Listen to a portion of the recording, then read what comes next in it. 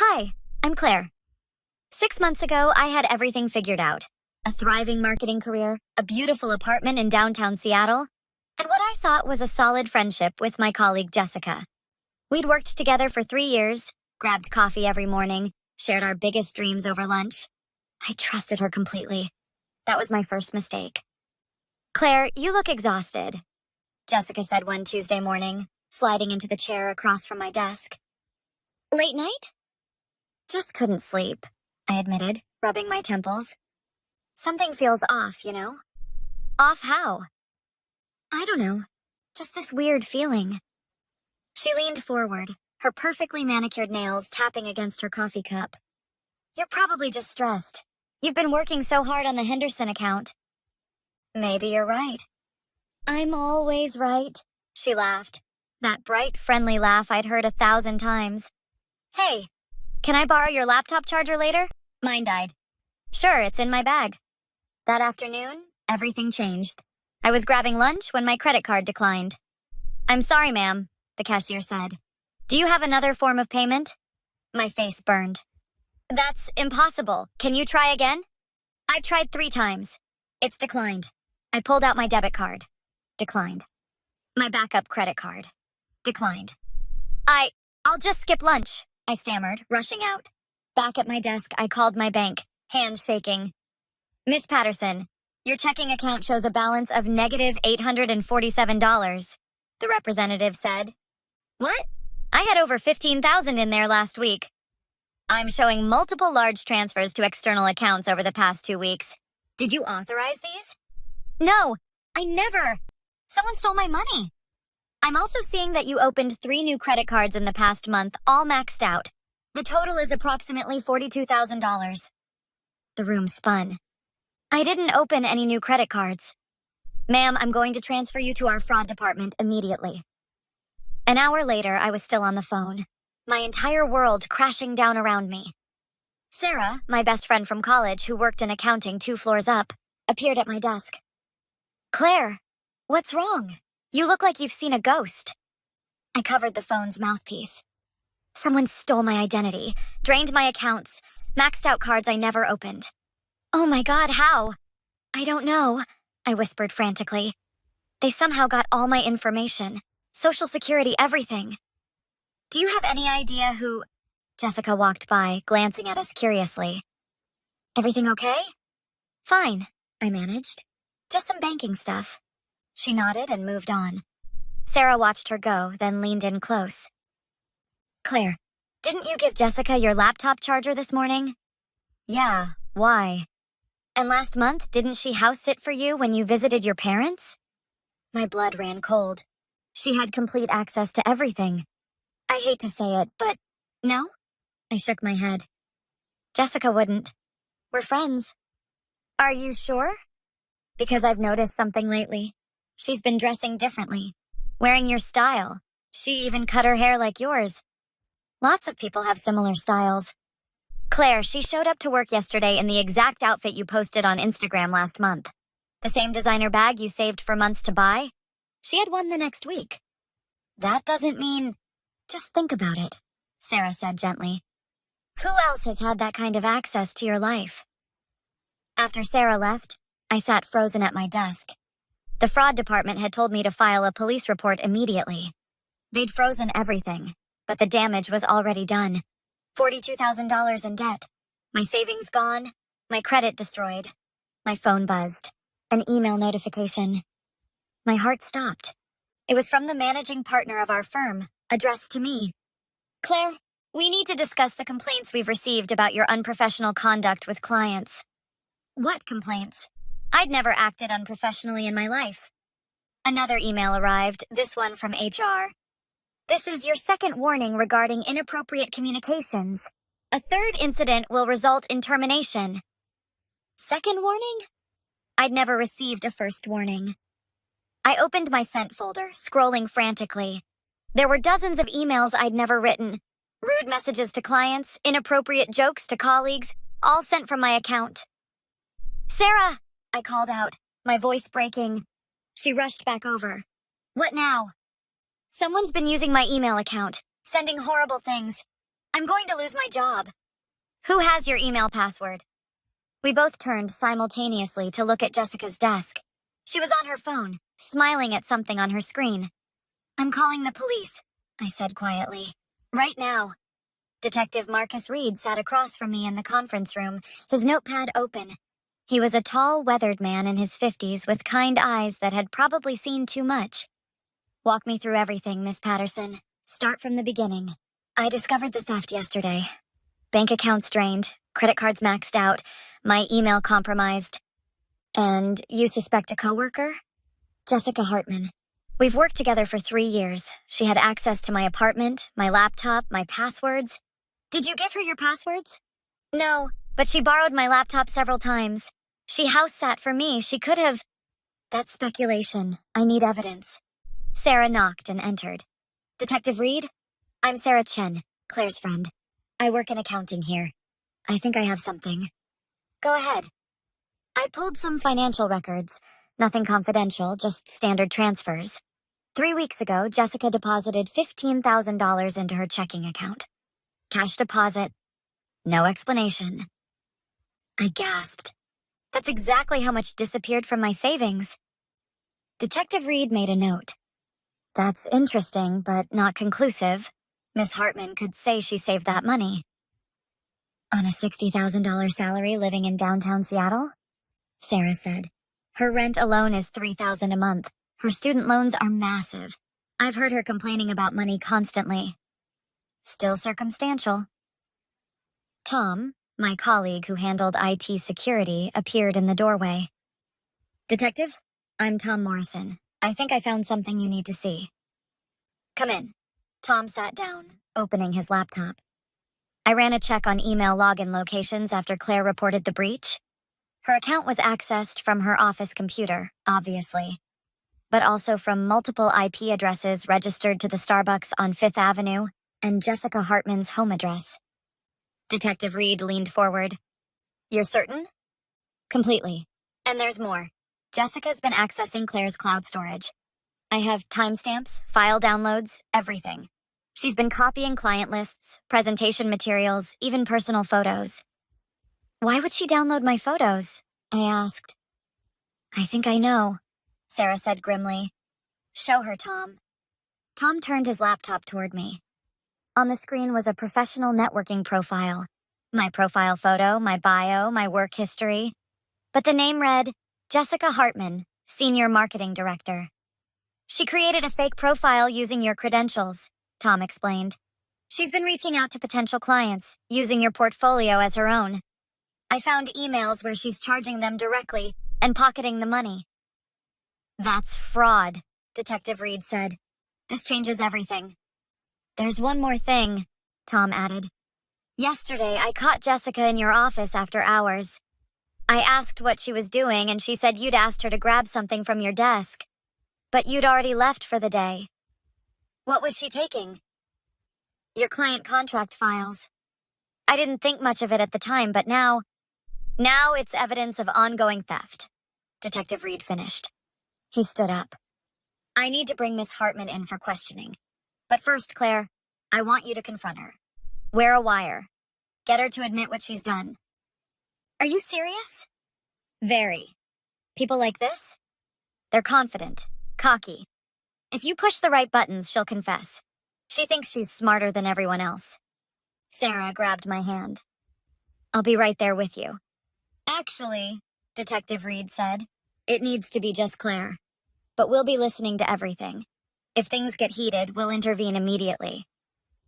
An hour later, I stood outside the office building, my hands trembling. The small recording device felt heavy under my blouse. Jessica was inside, probably at her desk, probably planning her next move. You've got this.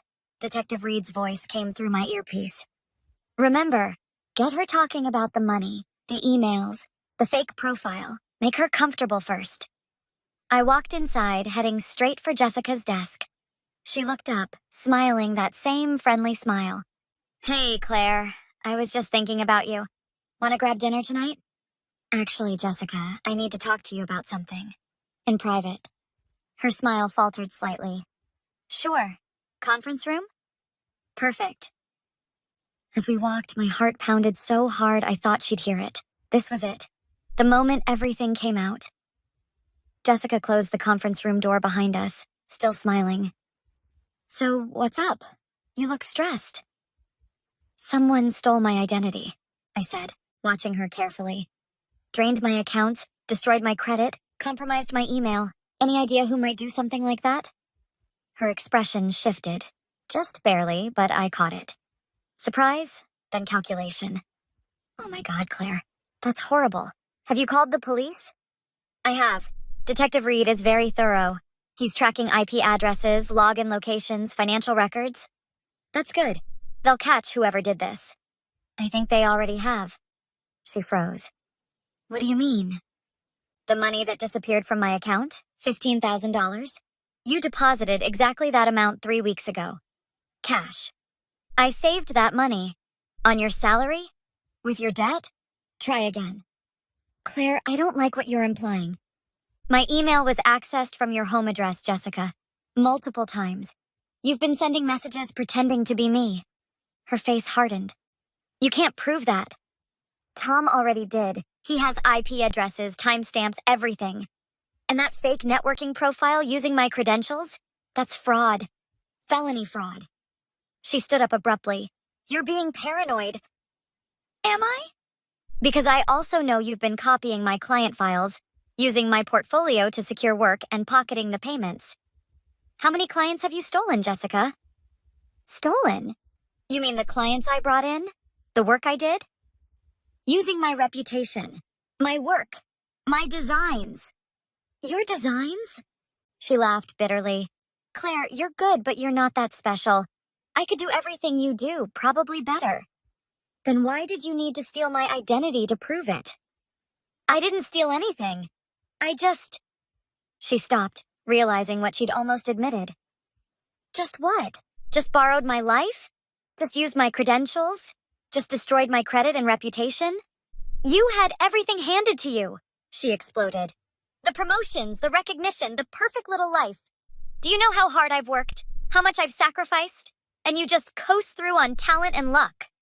So you decided to ruin me? I decided to level the playing field. By committing identity theft? By draining my accounts? By trying to get me fired? You would have been fine. You always land on your feet. She was shouting now, face red. I just needed a chance to show what I could do without your shadow hanging over everything. Those client payments you took? That's my money, Jessica. My work. I earned that money. I closed those deals. Using my portfolio, my credentials, my reputation that I built over years. You're a thief. She moved toward me, getting in my face. I'm not a thief. I'm someone who finally took what she deserved. No, you're someone who's going to jail. Her eyes went wild. You can't prove anything. It's all circumstantial. The IP addresses, the deposits, the fake profile, Tom's testimony, the security footage of you in my office. That's not circumstantial, Jessica. That's evidence. I was your friend, she said, her voice dropping. I helped you. I supported you. You used me. You studied me like a project, learned everything about me so you could steal it. Claire, please. If you go to the police, my life is over. I'll lose everything. You mean like you made me lose everything? I'm sorry, okay? I'm so sorry. I wasn't thinking clearly. I was desperate. Tears started flowing. Real or fake, I couldn't tell. Please, we can fix this. I'll pay you back. I'll delete the profile. Just don't press charges. You're only sorry you got caught. No, I'm sorry for everything. Claire, please, our friendship. We don't have a friendship. We never did. You just had a mark. That's not true. I care about you. Then why did you try to destroy me? She had no answer. The tears kept coming, but behind them I saw something else. Anger. Hatred. Fine, she said quietly. You want to do this? You'll regret it. Is that a threat? It's a promise. I know things about you, Claire. Things you wouldn't want people to know. More lies you'll invent? Try me. No, Jessica. I'm done trying anything with you. Detective Reed will be here any minute with a warrant for your arrest. You're wearing a wire, she said suddenly, realization dawning. You bitch. You're recording this. She lunged at me, hands reaching for my collar. I stepped back, but she grabbed my blouse, yanking hard. The recording device flew across the room. You think you're so smart? She screamed, pushing me against the wall. I'll make sure everyone knows what a manipulative... The door burst open. Detective Reed and 2 uniformed officers rushed in. Jessica Hartman, step away from Miss Patterson. Now. She released me, stumbling backward. She attacked me. We heard everything, Detective Reed said. We have your confession on tape, plus evidence of assault. Put your hands behind your back. No, this isn't... You can't. Jessica Hartman, you're under arrest for identity theft, wire fraud, assault. Claire, please, she screamed as they cuffed her. Tell them it was a misunderstanding. I said nothing, just watched as they let her out. My hands were shaking, my throat tight. But I felt something else too. Relief. Finally, relief. 2 weeks later, I sat in the prosecutor's office with Detective Reed and my lawyer, Patricia Nguyen. Miss Hartman's attorney is pushing for a plea deal, Patricia said. She wants to avoid trial. What are they offering? I asked. Full restitution, 3 years probation, no jail time. Absolutely not. Detective Reed nodded approvingly. The evidence is overwhelming. We don't need to deal. She destroyed my life, I said firmly. My credit score is in shambles. I'm $42,000 in debt from cards I never opened. She doesn't get to walk away. The prosecutor agrees, Patricia said. We're going to trial. With the assault charge, we're looking at 5 to 7 years minimum. Sarah met me outside, handing me a coffee. How did it go? Trial in 6 weeks? No plea deal? She's been calling me, Sarah said carefully. Leaving messages? She wants to apologize, says she's changed. She's only sorry she got caught. That's what I told her. I blocked her number. The trial was brutal. Jessica's lawyer tried to paint her as a struggling young woman who made poor choices under financial stress. But the evidence was overwhelming. Tom's digital forensics, Sarah's financial analysis, the fake networking profile, the assault on security cameras. The jury deliberated for 4 hours. Guilty on all counts. The judge sentenced her to 6 years in prison with full restitution. As they let her out, she turned to me one last time. Claire, I'm sorry. I'm so sorry, please. I looked at her. Really looked at the woman who'd systematically tried to steal my identity and destroy my life. No, I said clearly. I don't forgive you. I don't accept your apology. And I hope you spend every day of those 6 years thinking about what you did. Outside the courthouse, Sarah hugged me tight. It's over. Finally. What now? Now I rebuild. The firm promoted me to senior director, and I'm starting a support group for identity theft victims, using my experience to help others. Tom appeared, grinning. The media wants an interview about how you caught her. I'll do it, but we focus on prevention, warning signs, protecting yourself. That evening, I stood on my balcony, looking out over Seattle.